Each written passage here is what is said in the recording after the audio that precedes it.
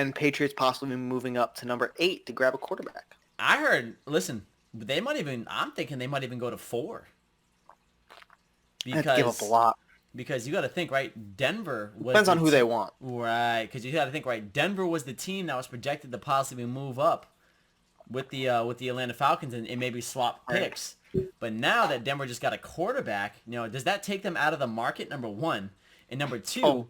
are the Patriots really that sold on a quarterback to go up to number 4 and give up a lot to go get it? All right. So, I mean, you got to think about who they would have to jump to get that pick, right? So, Right. obviously, where they are, they're jumping a lot of people, right?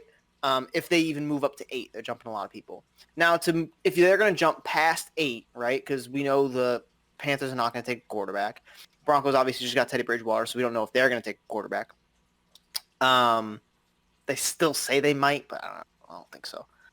You think you're jumping at 7? You got Detroit. Detroit, yep. 6, you got Miami, Miami. 5, you you got have Bengals. Cincinnati. And then 4, you have the Falcons. So there's no reason for them to really jump past further ahead of the Broncos. Because really, obviously Trevor Lawrence, obviously Zach Wilson, Yep. either Mac Jones or Trey Lance. So other than that, the next team that could take a quarterback is realistically Denver, if they still want one, Right. which they say they do. So whatever, they could just be a strategy. And then that's obviously Justin Fields. So do you love Justin Fields enough, bless you, Thank you. to jump ahead of a bunch of teams to go and get him? If you don't, then Damn, I bro. see them staying put. But if they do love Justin Fields, then I can see them moving up to at least 8 to get him, because there are some teams in that mix, like in that middle ground. Washington's in there where they could take Justin Fields if he falls that far. My gosh, you doing okay over Bro, what's up, bro? there? But I know you.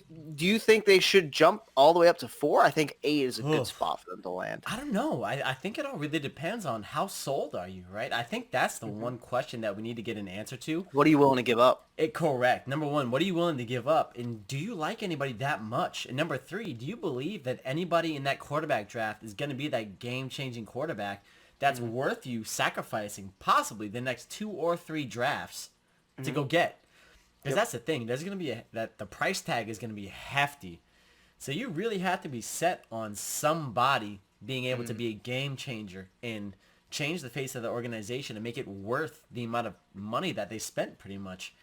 And I don't know. The Patriots have never been a team to move up. I've never seen the Patriots move up in my entire life. But they've also never been the team to sign multiple high-level free agents, and they've done just that this year. That's true. So I can see the Patriots being in this way of hey, we were this way with Tom Brady, because Tom Brady is Tom Brady. He is who he is, so he's going to naturally bring success wherever you go. So we can afford to build through the draft. But now they don't have that guy at quarterback. So obviously, if you need to make that move to get that guy at quarterback, that's one thing. But then also you've been signing all these high-level free agents that they historically spend the least amount of money of every team in the NFL since Bill Belichick's gotten there. So you might be seeing a shift in mentality of how to build that roster. I can see them being a little more aggressive because Bill Belichick ain't okay with, the 7-9, 6-10 that was last year. And he's looking to cement his spot. He's going to say, hey, Buffalo, we're coming for you. He is not going to let them get comfortable. So I can see them being aggressive here. Yeah, that's a great point to make too, right? Because if we look at the characteristics of the Patriots in an offseason, they've done everything that is uncharacteristic of that team thus far.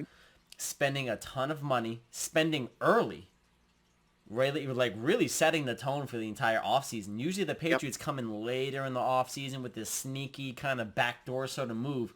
No, they came straight out in front this year and said, listen, we're coming. And if they continue that trend, I mean, there's nothing to say. 4 isn't out of the picture. 8 isn't out of the picture. I mean, maybe even 9 with the Broncos. You never know. You never know. True.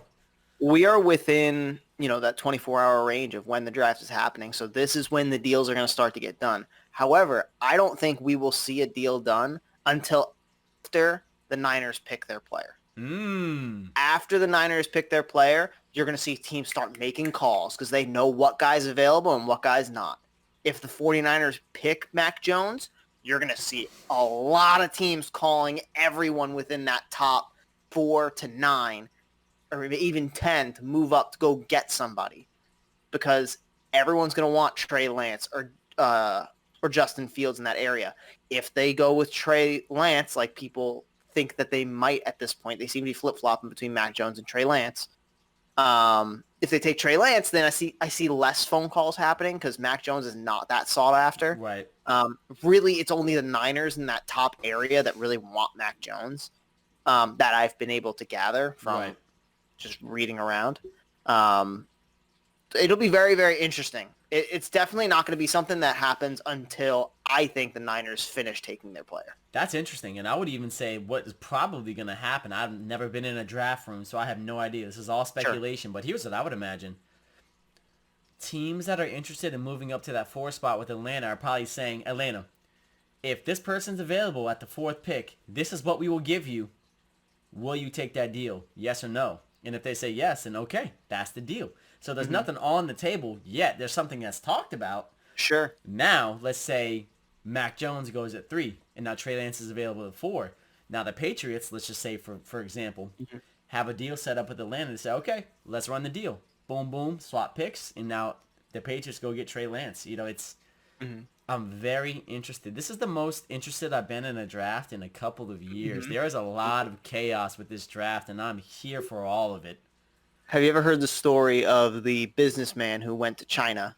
He goes to China, and he is on a negotiating deal. He's trying to make something happen with this other company that's happening. He goes for a week. They have dinner several times over the week. They have lunch. They talk, and they talk, and they talk, and no deal gets done. Guy's at the airport to get back on his plane. He's waiting for his number to be called. That's when the deal gets done. When there is no other option, or it's here or it's not. You got a second. Let's go. And I think that's what's going to happen in that kind of like shift of the draft. That people are going to be like, all right, we have no choice. We have to make something happen. Let's do it. And that's when you see deals get done and trade deadlines and stuff like that. Like this is the point right now where it's either going to happen. It's like it's there, or you're just going to have to drop it. Right. You don't have a shot at this point. So I think it'll be very, very interesting. I'm very excited. I'm very excited. This is going to be the first draft that I've tuned into in recent memory. I really don't watch a draft too much. I just catch bits and pieces, things like that. I'm going to be watching on the Pat McAfee show. Shout out to you, Pat McAfee.